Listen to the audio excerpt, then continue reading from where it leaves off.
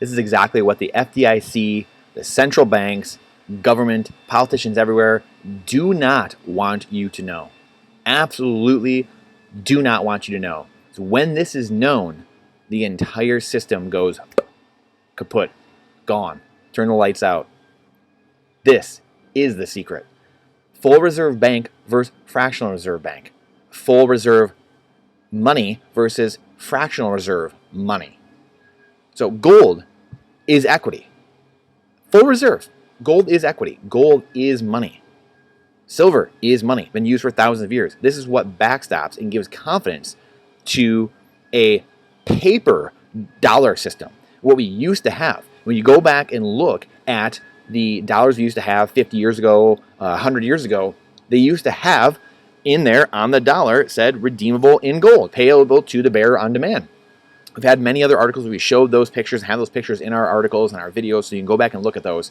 But this is simply a explanation of what is what, and the fact that we actually do have reserve. We have full reserve. If you want a bank that just holds your wealth, your assets, and doesn't do anything with it, we have it. I'm going to answer it for you here. You're just not told in school purposely.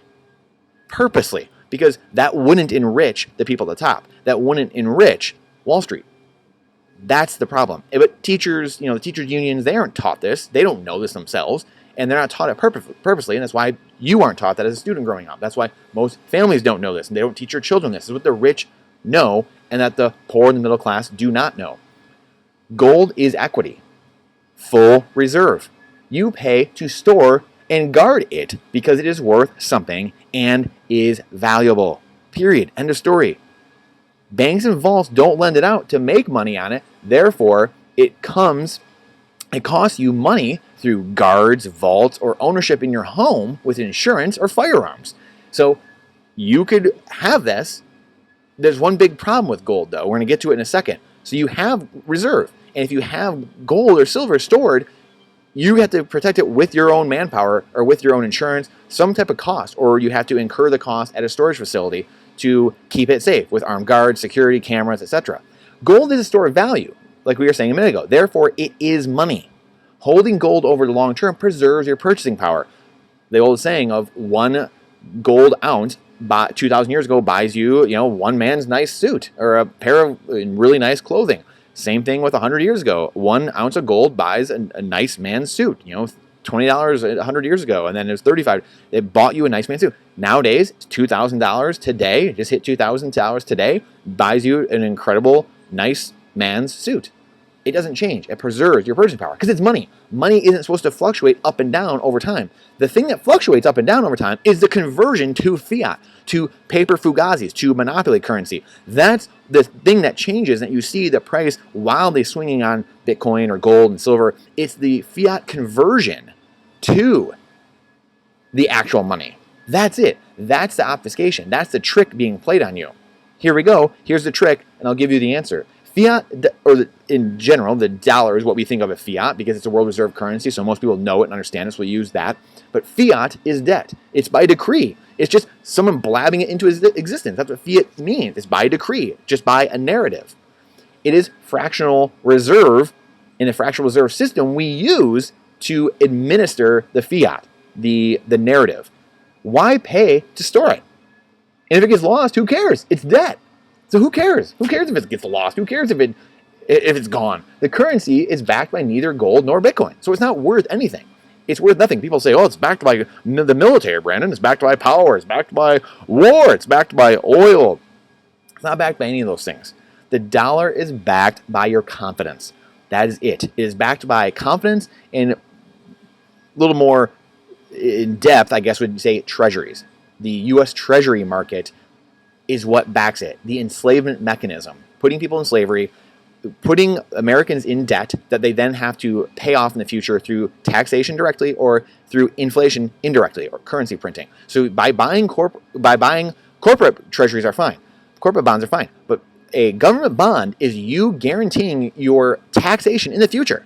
You're guaranteeing, saying, I want to be taxed more in the future. My children, my great-grandchildren, I want them all to be taxed so I can try to get a little bit of yield now. That's what you're saying. That's what you're doing if you're in, and I just put an article out like a month or so ago that said bonds will collapse. Bonds will absolutely, completely collapse when people understand the sinfulness of the bond market, the debt market. Root word of bondage. Bond, the root word of bondage. Being in bondage, being in slavery. And if people understand that game, the whole entire system collapses. That's confidence, con game. It's fiat. It's by decree. If people lose confidence at 3% or 5% or 10%, wake up tomorrow and start pulling their deposits out of the bank, game over. Good night. There's no military, there's no war oil that are going to keep you in the dollar. Gone. Donezo. So all those arguments, you can get rid of them. It's a confidence game. If all the Trump supporters going to go pull their deposits out, boom, gone. System completely collapses. Every bank, boom, done. Night, gone. So this is the game. We want this to be an orderly transition off into the lifeboat, into the next monetary system, which we'll talk about here in a second in wrapping up. The dollar must be run through the commercial banking system and be lent out over and over and over to find yield and interest rates, because fiat is debt. It is a liability. It is a liability. Fiat is a liability, not an asset on your balance sheet. So you must find yield to offset the loss in purchasing power. Most people hold dollars or fiat that it's actually a liability, but they think is an asset on their balance sheet. That's why most people get poorer and poorer and poorer. Savers are losers. Every dollar in existence is owed back to the Federal Reserve with interest. What happens when you pay every single dollar back to the Fed and there's only interest left? You tell me what happens. How do you reconcile that? The entire system collapses, or you go to war. I mean, those are only two outcomes I know. Therefore, fiat, the dollar, is not money. Money must be a store of value. So, fiat is currency. We must call the dollar currency. Fiat is currency. It is not money. Money is gold and silver or Bitcoin. Actual value, actual work that goes into mining and energy that goes into mining and retrieving the Bitcoin or the gold and silver, the money. So, what's the answer? Bitcoin is the answer. It's the discovery humans have been waiting for. Bitcoin is equity, full reserve, like we went over with gold and silver. There's a little difference though. Protected and guarded with encrypted energy. That's how Bitcoin is protected. Moves over space and time at the speed of light, so there's no cost to holding, protecting, and using it, except the miners or nodes running the energy to protect the system. That's it. But you don't have to. You can just buy Bitcoin and use it and transact it. You don't have to pay. So anyone can get into it, underbanked, unbanked, anyone. It's beautiful. The speed of light, transactions at the speed of light, just at the speed of commerce. The benefits of both systems above with minimal drawbacks. Like we just said, gold's problem was that it went over time well, but not space. You can't buy something in Thailand on the internet with a bar of gold. Otherwise, you're getting into now IOUs. You're getting into fund coupons and centralizing of the gold, and then the system repeats over and over again because now you're centralizing in a bank or a government or a central bank or something like that. So that was a problem. Fiat is great over space because you can make it digital, but it's not good over time. It loses power over time. Bitcoin solves both those problems. It goes over space and time. There's no cost to hold it over time. It only gets more valuable over time because there's less and less of it over time. So it gets more valuable, buys you more things, more purchasing power over time, and it moves over space instantaneously. It's digital. And there's no one that can censor it. There's no one that can, it's immutable. There's no one that can stop your payments. There's no one that can debase it and create more Bitcoin. It's the perfect world of all scenarios. But there is a drawback. The main drawback is that a world is hit by an asteroid the size of the moon, and we all get incinerated. That's it. If that doesn't happen, we should be pretty good. You know, there could be attacks on the grid and cyber attacks and things like that, and they could take part of the grid down. They're not going to take all of it. You have to take out every node on Earth and every satellite that's running a node, everything, every human on Earth in order to get rid of the Bitcoin protocol. So it's here. It's a virus. It's a mind virus. It's a positive virus for the world. That's the difference. Bitcoin is a store of value. Therefore, it is money. Holding Bitcoin over time preserves and grows your purchasing power. So that's it. That's it, folks. We have full reserve banks. We have it. Chamath and all these goons out here are like, oh, we just need a bank to hold your money. How come the rules and regulations are so stringent? And there's so many of them for banking. But yet the one rule, the one thing we should be told, no one's told. All these rules, all these bankings, the Dodd-Frank Act and Basel III and Glass-Steagall, and then you go on and on and on. Millions of pages of laws, rules, regulations, tax code, all this stuff.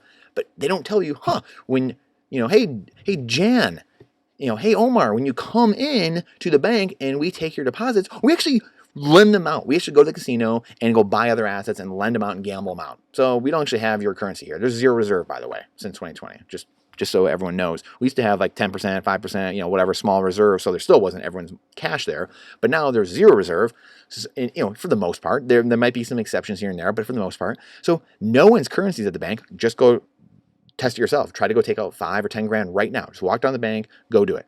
You won't be able to do it. They'll look at you like you have 8 eyes.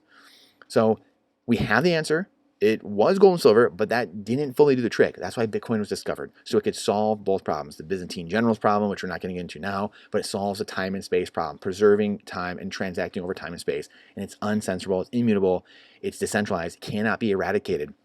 Governments can't do anything about it. No one can do anything about it. But it's going to give freedom and wealth and prosperity and abundance to all people, ironically. So governments will get obliterated, but it's okay because the governments are people as well, and they get to benefit too. Everyone will benefit long term. The government structure itself will lack, and that will cease to have as much power going forward, and that's okay. That's what we all want. Even the people in government, even if they don't know it yet, they want that too. They want a freer world. They want a world where they themselves and their children have a freer, more abundant, more prosperous world. Not all of them know it yet, but they do. Inherently, they're humans. So I appreciate your time and energy. I appreciate you coming to my TED Talk. Please share this far and wide because this is the answer. This is the explanation for full reserve and fractional reserve and the FDIC and what they're doing. This is the secret that FDIC and the central banks, they do not want you to know. No one wants you to know this, that is at the top. A lot of them don't even know it. They don't even know that this was going on. A lot of them have no idea. But they've all been growing up in the system. We've all grown up in the system, and we all need to know the truth because the truth will set you free, and the truth will create massive abundance and massive flourishing of humanity and going to the next level of human society if we so let it, if we get the truth out, if we question everything with boldness. This is not financial advice. This is freedom advice. Please share this far and wide. We need the truth to be out there and overwhelm the system, and the algorithm hates truth. We have to fix this and turn this. We all feel it inside, and change is coming. Let's be a part of that change. Question everything with boldness, even the existence of God himself. Appreciate you. Look forward to seeing you on the next one.